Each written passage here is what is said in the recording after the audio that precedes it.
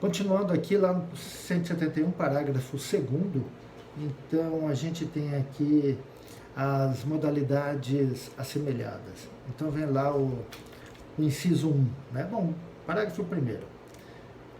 Nas mesmas penas incorre quem? Nas mesmas penas do caput. Incorre quem? Vende permuta, dá em pagamento, em locação ou em garantia, coisa alheia como própria, coisa de outrem como sendo minha. Então vem lá a primeira coisa assim, né? Primeira coisa que a gente tem que pensar, né? Essa aqui é numerus clausus, né? Lembra lá numerus clausus, quando a gente falava lá na parte geral do direito penal? Ou seja, esse rol aqui de vender, permutar, dar em pagamento, locar, dar em garantia, né? É uma enumeração taxativa, não se admite uma interpretação por analogia ou analógica aqui de jeito nenhum, né? Então são somente nessas situações. E a gente vai, estou falando isso porque a gente vai ter um problema daqui a pouco, né? Então vamos lá. Primeira coisa, venda. O que é vender, né? Vender é eu dar alguma coisa mediante um pagamento, né? E aqui a gente tem um grande problema muito sério, porque quando a gente fala em venda, a gente tem também o compromisso de compra e venda, que não é a venda.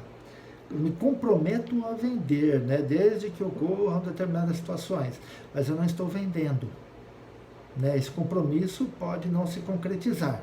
E a pergunta é, haveria crime se se tratasse de um compromisso de compra e venda e não da venda? Então a gente tem aí alguns autores, né, entendendo que não em respeito, né, ao princípio da taxatividade, se a gente está falando em vender, nós não estamos falando em compromisso a vender, né, compromisso de venda. Então não haveria crime. Mas nós temos uma decisão do STJ entendendo que é crime da mesma forma, porque ele dispôs de uma coisa que não é dele. De qualquer forma, né?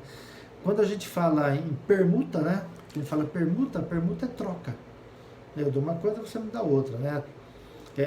As regras sobre a permuta, elas estão tratadas lá no artigo 533 do Código Civil. As situações são previstas lá, como é que se dá a permuta, como é que se não dá, né?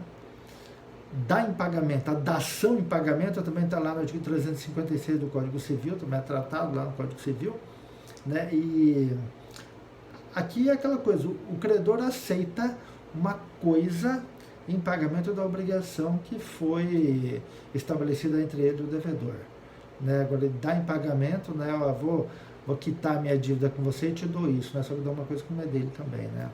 Dá em locação, ou seja, ele permite que a pessoa use e goze daquela coisa por um determinado tempo, por tempo determinado que seja, né? E sem que seja o dono, né? As questões da locação estão no artigo 565 do Código Civil, da lei do inquilinato, só que há um detalhe.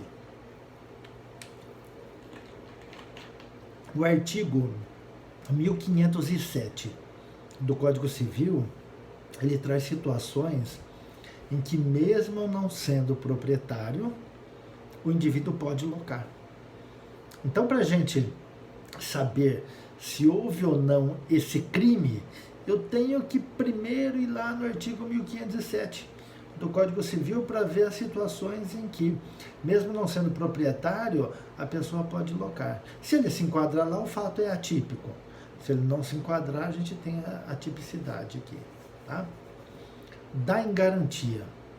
Quando a gente fala em dar em garantia, né, o Código Civil lá atrás lá do penhor, da hipoteca, da anticrese, são institutos, né, de direitos reais, vocês vão estudar lá no nono período, né? Mas o que é dar em garantia, né? Eu recebo, por exemplo, né, eu pego um dinheiro emprestado e dou um bem em garantia, né? Se eu der um imóvel em garantia, ou seja, eu dou um imóvel em hipoteca, né, garantindo aquela dívida. Se não pagar, aquele imóvel ele vai garantir o pagamento da obrigação, né? Quando a gente fala em imóvel, a gente fala em hipoteca. Quando a gente fala em imóvel, a gente fala em penhor, tá? O sujeito ativo aqui também é qualquer pessoa, e o sujeito passivo O sujeito passivo, a vítima aqui, é o proprietário da coisa, num primeiro momento. Num segundo momento, aquele que recebe. Veja que a gente tem duas vítimas aqui. Aquele que teve o seu bem utilizado pelo outro, na venda, na permuta, na dação em pagamento, seja lá no que seja, e aquele também que está recebendo aquele objeto lá, ou aquela coisa, aquele bem, né, em pagamento, ou comprou, né, aquela coisa. A gente acaba tendo duas vítimas aqui nessa situação. O inciso 2 fala aqui da alteração ou oneração fraudulenta de coisa própria, né? Vende permuta, dá em pagamento ou em garantia coisa própria inalienável, gravada de ônus ou litigiosa, ou imóvel que prometeu vender a terceiro mediante pagamento em prestações, silenciando sobre qualquer dessas circunstâncias. Olha que interessante isso aqui, ó. Olha que interessante esse dispositivo. Eu não vou entrar aqui nos conceitos de permuta, dação em pagamento e garantia, que nós já falamos no inciso anterior, né? Mas veja que ele fala aqui de coisa própria inalienável. Vamos esquecer, vocês já estudaram lá os bens públicos, né? E vocês viram lá os bens públicos que são inalienáveis. Mas a gente tem alguns outros bens que são nossos, né? E são inalienáveis, né? Que a gente tem aqueles que são por convenção. Por exemplo, aqueles bens que nós recebemos, eles estão em usufruto de alguém, ou seja, alguém usufrui daquele imóvel, daquele bem. Aquele bem é meu, mas foi instituído um usufruto para determinada pessoa. É muito comum, né, os pais doam para os filhos os seus bens, mas instituem o usufruto em seu benefício. Ou seja, enquanto viverem, os frutos daquele bem, os rendimentos daquele bem, inclusive o uso e o gozo, são daquela pessoa que foi instituído o usufruto. Embora eu seja dono, eu não posso vender porque tem alguém ali que utiliza aquele negócio.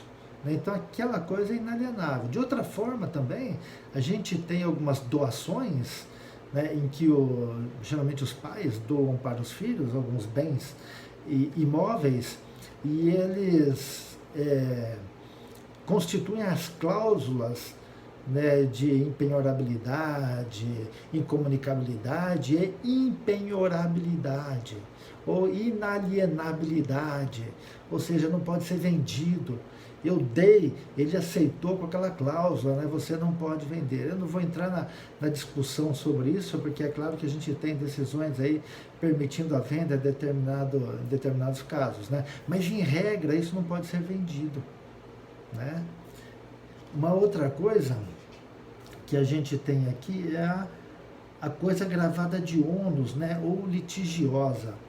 Gravada de ônus pode ser o usufruto, né, o uso para alguém, né, que está gravado lá, foi constituído isso, a servidão, né, eu deixo para alguém utilizar aquele bem, né, ou aquela parte do bem, né, se está gravado com servidão para aquela pessoa, seja física ou jurídica, né, eu não posso vender aquilo, porque aquilo é de uso dele, né? Ou coisa litigiosa, coisa que está sob júdice, coisa que está sendo discutida judicialmente, né?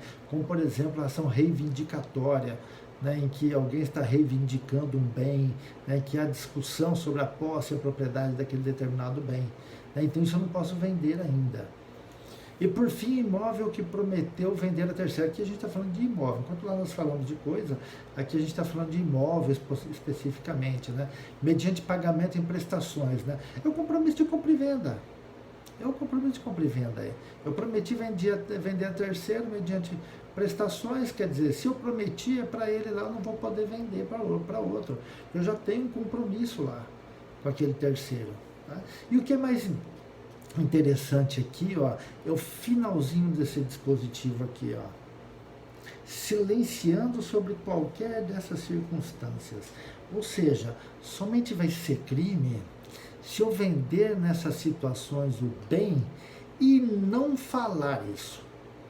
E a gente vê muito isso daí, é muito comum, o sujeito tem um carro financiado, precisa vender e vende o carro. E vende.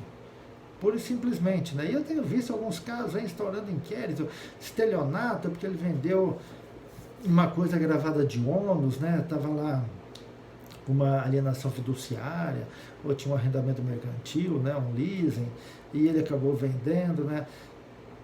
O que vai caracterizar se houve ou não esse estelionato, nessa modalidade aqui, é se ele se omitiu em contar ao outro essa situação. E os tribunais têm entendido o seguinte, que não basta estar escrito o ônus lá no registro de imóveis ou lá no Detran. Há necessidade da omissão por parte do vendedor ao comprador. Não vamos esquecer lá que o vendedor tem que fazer boa a coisa vendida. Fazer boa a coisa vendida nada mais é do que entregar ela livre e desembaraçada, funcionando, apta, da forma como foi convencionada. Agora, se ela tinha um problema e ele avisou e o comprador aceitou, aí não há crime. Né? Nem poderia ser diferente. Né? A gente continua no próximo vídeo, tá?